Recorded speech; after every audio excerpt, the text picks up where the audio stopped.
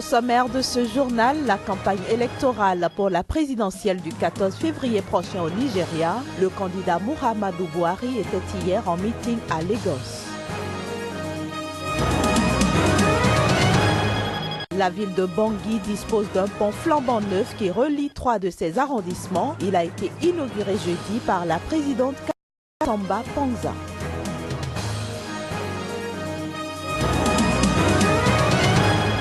Enfin, en Égypte, de nouveaux heurts entre soldats et djihadistes ont ébranlé vendredi la péninsule du Sinaï.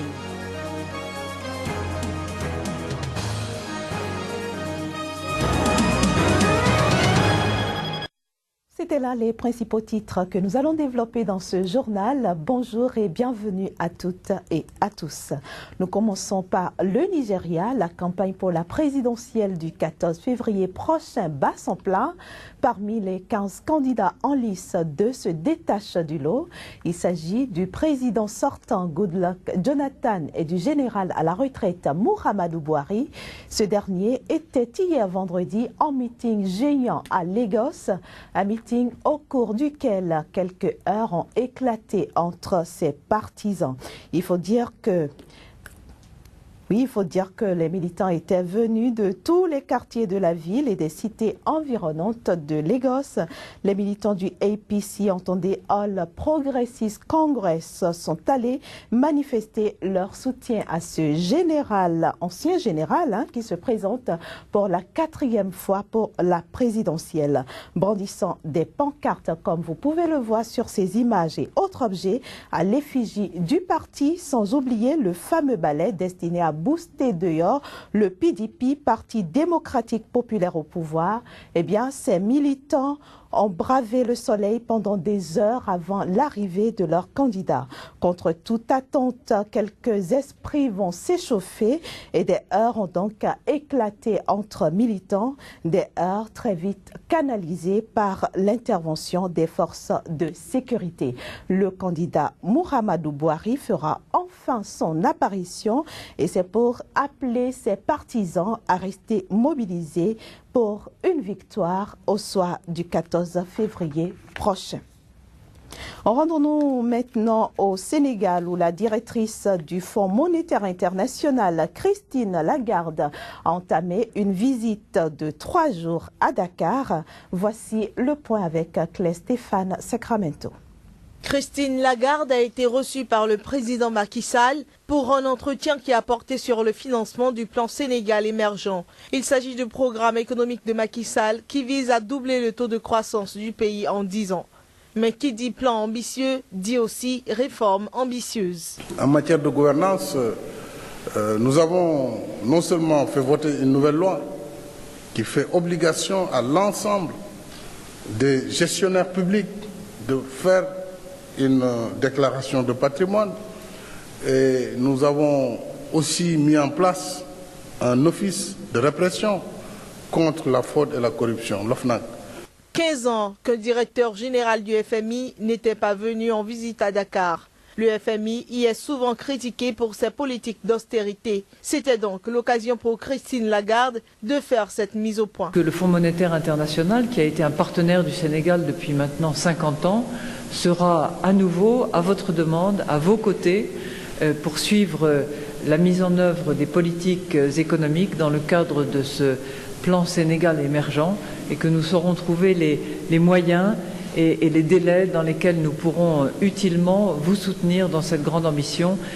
Dans l'agenda de la directrice générale du FMI sont prévus la question d'Ebola et ses conséquences dans les pays les plus touchés n'a pas été occultée. Des promesses ont été faites pour aider les pays victimes de l'épidémie d'Ebola. Les 3 pays touchés directement par Ebola, le Fonds monétaire international avait très rapidement mis en place des financements ultra concessionnels puisque à 0% d'intérêt pour un montant collectif de 130 millions. En outre, nous explorons les moyens d'alléger la dette de ces 3 pays en bonne intelligence avec un certain nombre de pays donateurs. La patronne du FMI a aussi prévu de s'entretenir avec des femmes leaders et des jeunes. Robert Mugabe, nouveau président en exercice de l'Union africaine, le président zimbabwéen, qui se trouve être le plus ancien chef d'État encore en exercice, a été désigné vendredi par ses pairs. À près de 91 ans, le président zimbabwéen prend la tête de l'Union africaine pour un mandat d'1 an. Il succède ainsi au Mauritanien Mohamed Ould Abdelaziz, avec qui il a échangé une poignée de main sous les applaudissements de ses pairs. Seul candidat en lice pour la région de l'Afrique australe dont c'est le tour de présider l'organisation panafricaine, Robert Mugabe, l'une des personnalités les plus contestées d'Afrique, accepte sa nouvelle mission en toute humilité et conscient des nombreux défis qu'il lui faudra relever en ces temps où le continent africain ploie sous le poids de l'insécurité, du terrorisme et de l'épidémie d'Ebola. En m'élisant à la présidence de cette auguste institution, en totale connaissance des responsabilités qui m'incomberont, j'accepte humblement votre décision.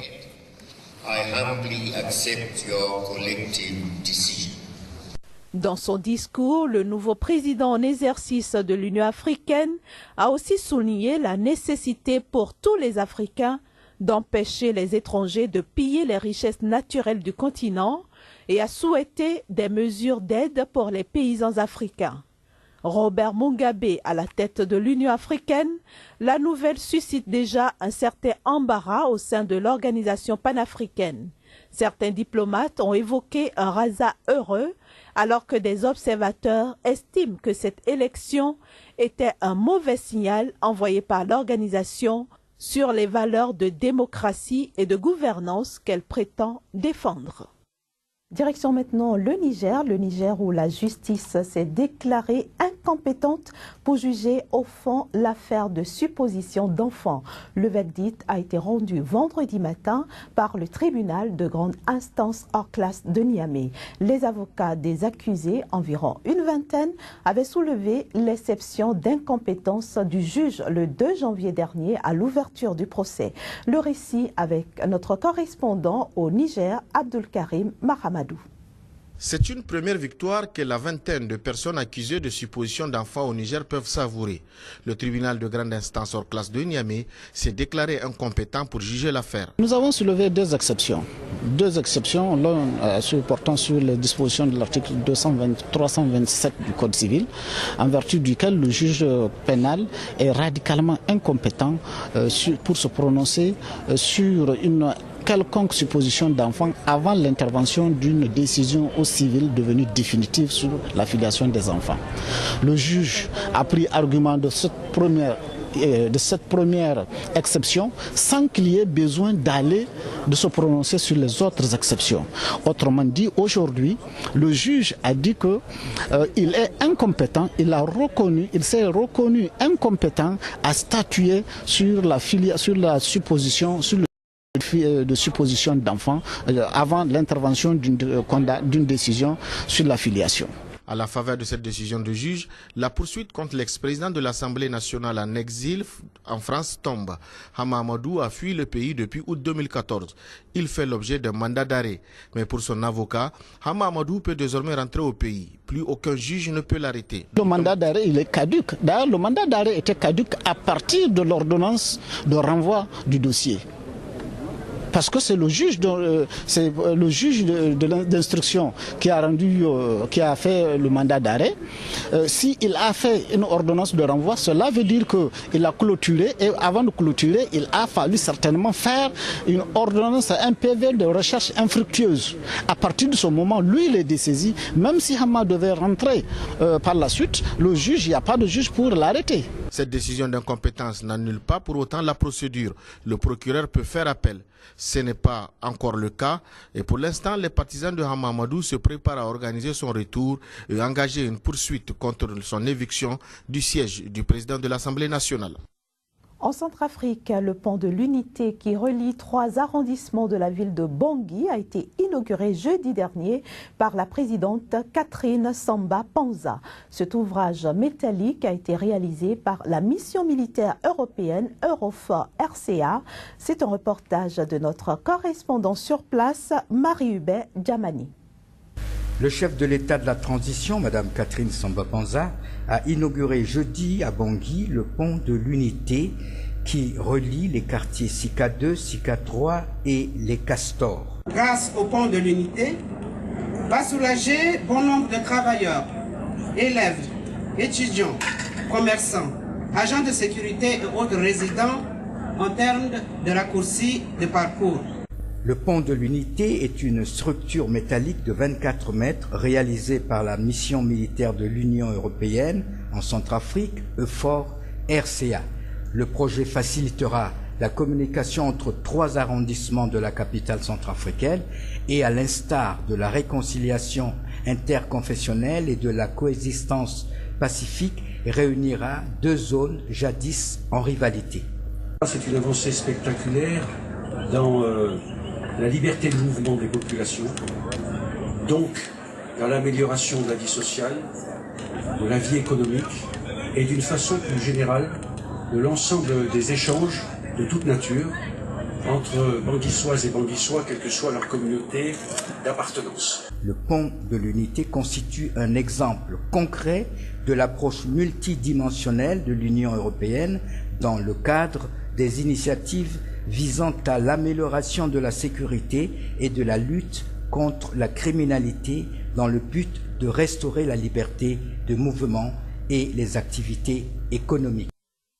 En Égypte, de nouveaux heurts entre soldats et djihadistes ont éclaté vendredi dans l'instable péninsule du Sinaï.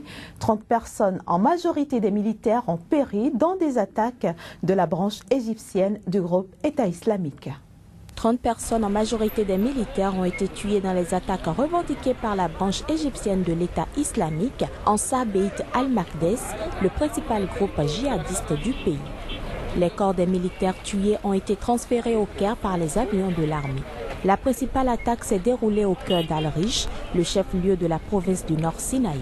Des roquettes ont d'abord été tirées sur le quartier général de la police et une base militaire adjacente avant qu'un kamikaze ne lance sa voiture bourrée d'explosifs sur l'entrée de la base.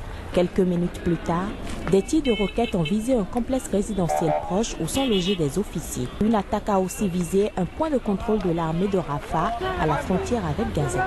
Face à l'escalade, le président Abdel Fattah al-Sisi a annulé sa participation au sommet de l'Union africaine en Éthiopie et a regagné le Caire alors que le recommandement militaire a tenu une réunion d'urgence. Dès l'aube, les soldats ont lancé des offensives contre les djihadistes dans le nord-est du Sinaï et des heurts avec ces extrémistes ont coûté la vie à 2 enfants. Un bébé de 6 mois a été mortellement touché par une balle à la tête et un enfant de 6 ans a péri dans la chute d'une roquette. La vaste campagne lancée il y a plus d'1 an pour enrayer l'insurrection djihadiste dans cette région n'a pas réussi à stopper les attentats spectaculaires contre les forces de l'ordre régulièrement visées depuis que l'armée, alors dirigée par le président Sisi, a destitué le président islamiste Mohamed Morsi en juillet 2013. Madame, Monsieur, ce sera tout pour ce journal que je vous remercie d'avoir suivi. Passez une très belle après-midi en compagnie de nos programmes. Au revoir.